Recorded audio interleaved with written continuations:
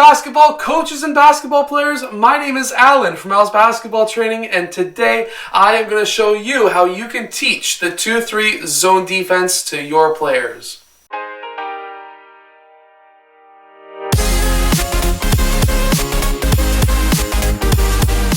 So hello everyone, my name is Alan from Al's Basketball Training. If you're new to this channel, I show you basketball plays, drills, and skills. So if you like that stuff, hit the like button and subscribe. Anyways, today I am going to show you how you can teach the 2-3 zone defense. So, well, let's just get down to it. First of all, you could just share this video with your players. That is one option. The second option is to show them what I'm about to show you on the clipboard, and then you can show them on the actual court in practice the 2-3 zone after you've shown them on the clipboard, because everyone learns in different ways. So let's get down to the clipboard and let me show you how I teach it. So depending on the age group, you may or may not be defending out on the 3-point line. If it's a younger age, I would keep them inside the 3-point line, as there are very few 3-point shooters at ages of like grade 4 and under. But obviously, there's always exceptions. However, for the most part, let's just say, for example, that we're coaching a multiple age group and we're just going to teach them the 2-3. So basically what we have is player 1 will be having this zone, player 2 will be having this zone, player 3 has this zone, player 5 has this zone, and player 4 has this zone. Basically, in a zone defense, you're guarding a zone. You're not guarding a particular player. If you're guarding a player, that player will be the player who has the ball. When a player who has the ball is in your zone, you're guarding him. However, there is these overlaps that we see here. These overlaps here are places where you will be having a double team.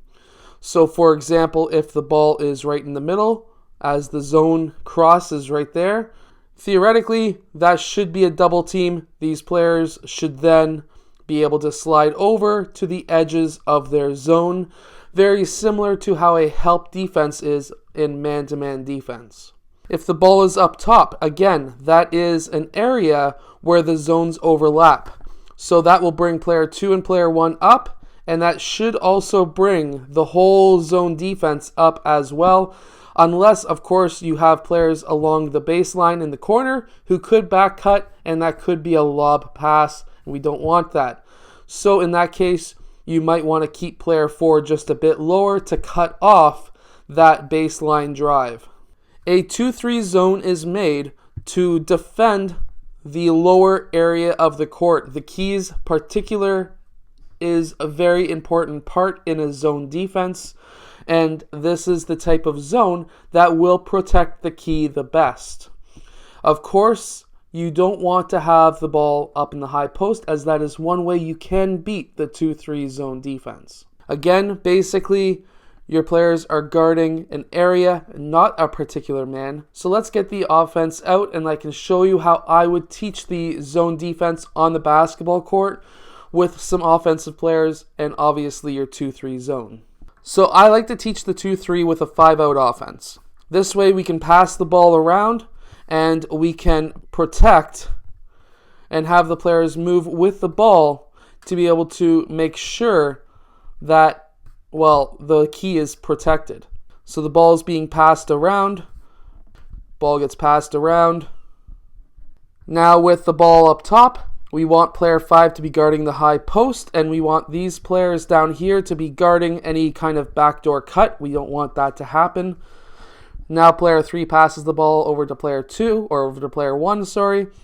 The players will then slide down like this, and if player 1 passes over to player 2, they will slide over like this. Now if there's a player in the post, once we get to learn how to move the rotation of the 2-3 around, we will throw in a post player. If there is a post player, this is how we will be defending the post player. A double team in the low post. Player 1 guarding the back cut from player 4 and player 3. And player 2 watching any kind of pass out, or as well guarding that cutting in player or possible cutting in player of player 3 as well. If there's a player in the high post, what we want to see is player 5 guarding up in that post. We want player 2 to be coming down to double team player 5. We want player 1 and player 4 watching for the back cuts. And we want player 3 to be watching for the back cut as well. We don't want that happening. Now, once you get your players around that rotation, learning how to guard the post players and the high post players, you will be all set to run this in a game. Now, I usually practice this for if it's the first time my team is learning a 2-3 zone defense. I do practice this defense for about 45 minutes so that they can get used to and as well as learn the defense and what to do when the ball is in different areas of the court.